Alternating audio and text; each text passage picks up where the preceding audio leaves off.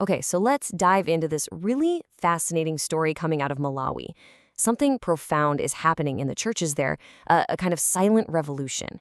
And it's not about doctrine, not about leadership, it's about the music. We're going to explore why the hymns, songs that have been sung for generations are suddenly being silenced.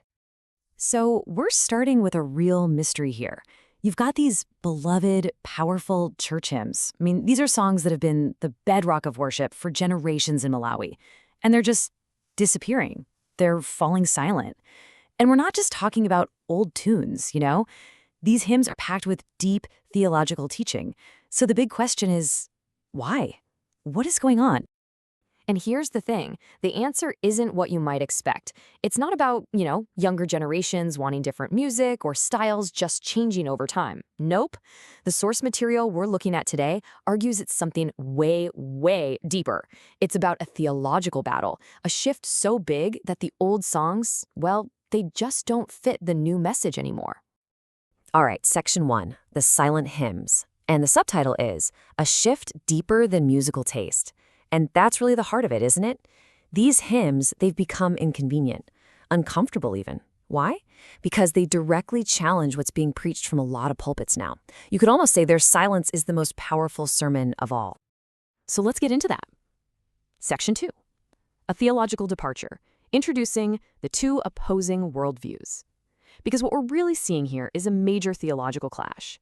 It's a conflict between two totally different ways of looking at faith, at God, and what the Christian life is all about.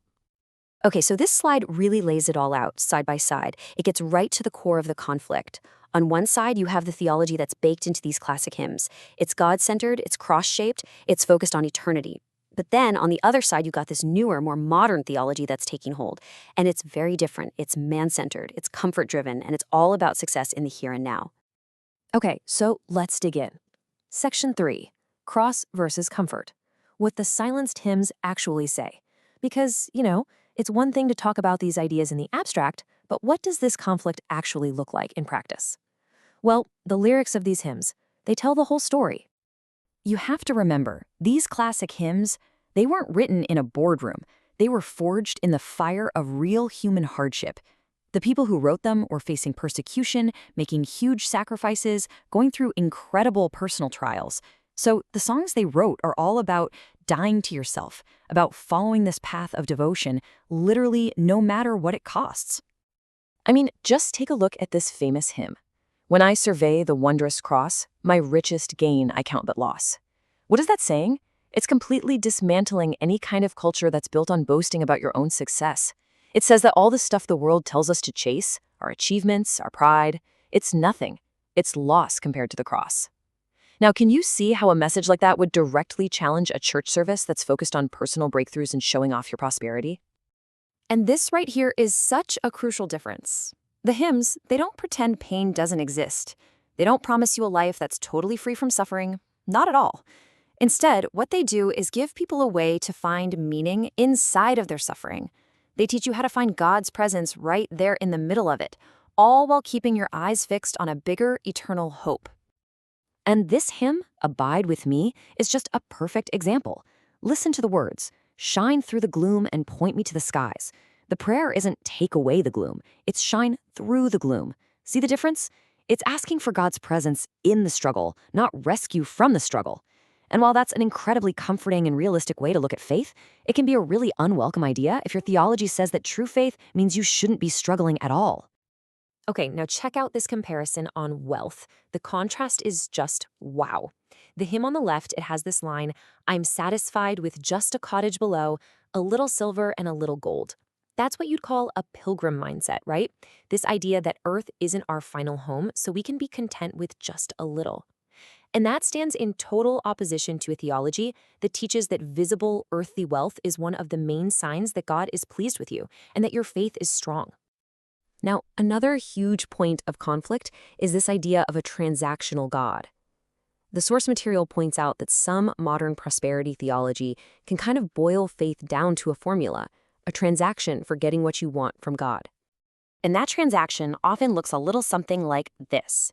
Step 1, you give faith. Step 2, you sow a seed, which usually means giving money.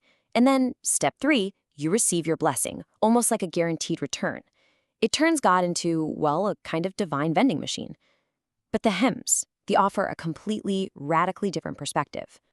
Yeah, a hymn like this one, Take My Life and Let It Be, is the absolute opposite. Listen to this. Take my silver and my gold, not a mite would I withhold. That isn't a down payment on a blessing. That's total unconditional surrender. It's an act of pure worship, not a business deal. So what this all boils down to is that these hymns are being sidelined because they've become, well, dangerous. They're dangerous because they keep preaching a hard truth that some preachers just don't want to talk about anymore.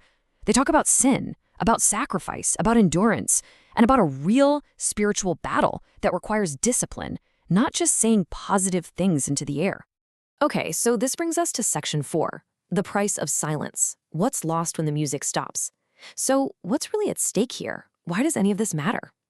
Well, according to the source we're looking at, losing these hymns is not just about nostalgia or a change in musical taste. It has real, deeply damaging consequences for the church. Think about everything that gets lost. You lose doctrinal depth. You lose that connection to your own history. You're losing a major tool for spiritual growth and formation. And maybe most importantly, you lose a solid, tested theology for suffering. You lose the very songs that have taught believers for centuries how to hang on, how to persevere, and where to put their ultimate hope. All right, so our final section, a final question. And it's a real challenge for today. The source material leaves us with this final, really challenging thought. And it's not meant to be an attack, but more of a call for all of us to kind of look in the mirror. And let's be super clear about this. The point here is not old music good, new music bad. Absolutely not.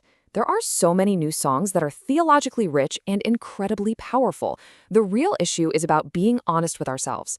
It's about examining the theology behind what we sing and, just as importantly, what we refuse to sing. Because sometimes what we leave out says even more than what we put in. And that leads to this final, pretty provocative question. Perhaps the hymns have not grown old. Perhaps we have grown uncomfortable with their God. So is the problem really that the hymns are just old-fashioned? Or could it be that we've become uncomfortable with the God they talk about? A God of the cross, a God of sacrifice, a God of eternal glory, instead of one who promises immediate earthly comfort? That's definitely something to think about.